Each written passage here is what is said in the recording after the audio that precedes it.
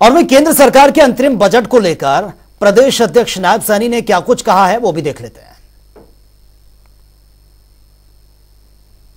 BJP सांसद नायब सैनी जी हमारे साथ बात करने के लिए मौजूद हैं, बजट को लेकर प्रतिक्रिया लेते हैं। सर, किस तरीके का बजट रहा? सर, केंद्रीय मंत्री जो है, वित्त मंत्री की बात की जाए, अंतरिम बजट जो है इस सरकार का जो है पेश करती नजर आई। देखिए, ये बजट देश के 140 करोड़ लोगों के लिए जिस प्रकार से लगातार नरेंद्र मोदी जी ने पिछले 10 वर्षों के अंदर देश को एक विकासशील बजट दिया है, ये अमृत काल का बजट है।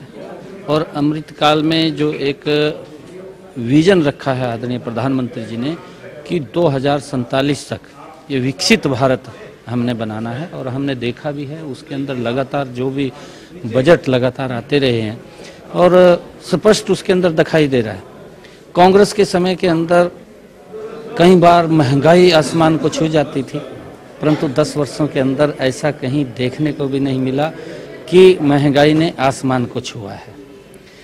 इन 10 वर्षों के अंदर हर वर्ग के लिए, चाहे किसान है, महिला है, युवा है और चाहे श्रमिक है, और हर वर्ग के लिए इस बजट के अंदर उसके ध्यान में रखते हुए उसको आगे बढ़ाने का काम इस बजट के अंदर किया गया है।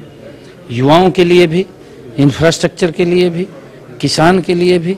अगर हमने देखा है कि प्रधानमंत्री चाहे किसान सम्मान निधि है, चाहे प्रधानमंत्री आवास योजना के तहत लगातार मकान देने की बात है, और इस बजट के अंदर 2 करोड़ और आगे आदरणीय निर्मला सीतारमण जी ने नरेंद्र मोदी जी के नेतृत्व में 2 करोड़ और अगले 5 वर्षों के अंदर नए मकान बना करके देने की बात है, चाहे 2-3 करोड़ लखपति दीदी बनाने की बात है।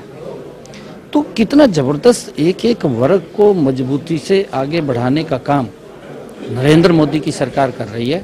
इस बजट की मैं पूरी प्रशंसा करता हूं। ये देश हित के अंदर, देश की मजबूती के लिए ये अमृत काल का जो बजट दिया है, इसका मैं बहुत लेकिन सर, विपक्ष की बात करें, निराशाजनक बजट कहीं ना कहीं वो बताता हुआ नजर आ रहा है। कह रहे हैं कि सीधे तौर पर जो हाथ में पैसा आना चाहिए तो उस तरीके का जो है कोई प्रावधान नहीं है, इनकम टैक्स स्लैब में छूट नहीं दी गई। देखिए, जो विपक्ष है, क्योंकि विपक्ष के पास मुद्दा नहीं है कोई भी, और विपक्ष झूठ का सहारा लेकर के लोगों को बरगलाने का, गुमराह करने का काम करता है।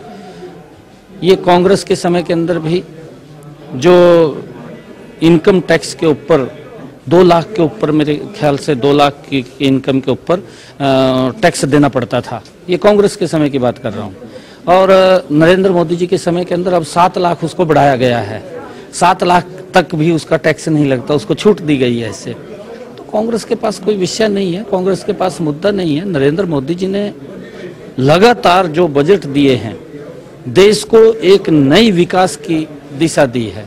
अगर हम देखें, हेल्थ के अंदर भी कितने एम्स खड़े हुए हैं, IIT, IIM, medical college, universities, इन 10 वर्षों के अंदर अगर हम पूरा रिकॉर्ड उठा करके देखेंगे तो देश ने एक नई विकास का अध्याय लिखा है 10 वर्षों के अंदर। आदरणीय प्रधानमंत्री जी का विजन है कि 2047 तक ये भारत विकसित भारत बने, और उसको लेकर के ये जितने भी बजट आए हैं, उस बजट के अंदर देश के हर वर्ग को राहत मिली है, महंगाई नहीं बढ़ी है। और महंगाई अगर आप लोग देखें, कांग्रेस के समय के अंदर तो बजट पेश होता था, डबल डिजिट में महंगाई चली जाती थी, परंतु आज अगर आप लोग देखेंगे 2014 से पहले की महंगाई, अगर उससे पहले हम 10 साल पहले की बात करें, 2004-05 में जो महंगाई थी और 2012-13 में जो महंगाई थी, वो डबल डिजिट को भी क्रॉस कर गई थी। इतनी महंगाई, ये कांग्रेस के समय की बात है, क्योंकि उसके पास कंट्रोल और विकास की क्या गति थी, बहुत धीमी गति थी। परंतु नरेंद्र मोदी जी के नेतृत्व में उस महंगाई को भी कंट्रोल करके रखा है और देश की विकास की गति को भी तेज करने का काम किया है। हर वर्ग तक एक योजनाबद्ध तरीके से लाभ भी पहुंचाने का काम किया है। चाहे हमारा आयुष्मान कार्ड दिया है, व्यक्ति को 5 लाख रुपए का अधिकार नरेंद्र मोदी की सरकार ने दिया है, चाहे प्रधानमंत्री बीमा योजना है, चाहे प्रधानमंत्री जीवन ज्योति बीमा योजना है। ऐसी योजनाएं कि उस व्यक्ति को राहत देने का काम अगर किसी ने किया तो नरेंद्र मोदी जी की सरकार ने किया। किसान को चाहे प्रधानमंत्री फसल बीमा योजना है, सुरक्षित करने का काम किया है, चाहे प्रधानमंत्री जो किसान सम्मान निधि है 6,000 रुपए उस तक पहुंचाने का काम भी वो नरेंद्र मोदी की सरकार ने किया है। और उसके बावजूद भी जो खाद डीएपी, यूरिया, नैनो यूरिया, उसके दाम अगर अंतर्राष्ट्रीय स्तर के ऊपर भी बढ़ रहे हैं तो उसके ऊपर भी बड़ी सब्सिडी देकर के नरेंद्र मोदी जी ने उसको भी बढ़ने नहीं दिया। कांग्रेस के समय के अंदर वो ट्रिपल रेट में चला गया था, पूरा देश जानता है।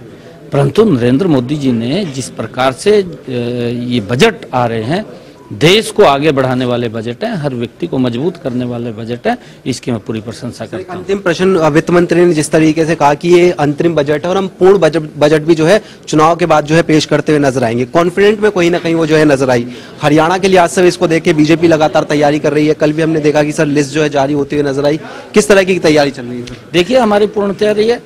हमारे 10 के 10 लोकसभा के चुनाव कार्यालय खुल गए हैं और कार्यकर्ता आम जन के अंदर भी एक जबरदस्त उत्साह का माहौल है और 10 की 10 लोकसभा की सीटें नरेंद्र मोदी जी को दे करके तीसरी बार हरियाणा बड़ी भूमिका अदा करेगा। आदरणीय नरेंद्र मोदी जी को तीसरी बार प्रधानमंत्री बनाने का काम हरियाणा की जनता करेगी। बहुत बहुत शुक्रिया सर। तो ये नायब सैनी जी थे, जनता टीवी से खास बातचीत कर रहे थे तमाम मसलों को लेकर और साफ तौर पर ये कह रहे हैं कि जो बजट है वो काफी अच्छा और तीसरी बार भी हरियाणा में 10 की 10 जो लोकसभा सीटें हैं वो बीजेपी जीतती हुई नजर आई। कैमरामैन संजय के साथ स्पर्श शर्मा, जनता टीवी, दिल्ली।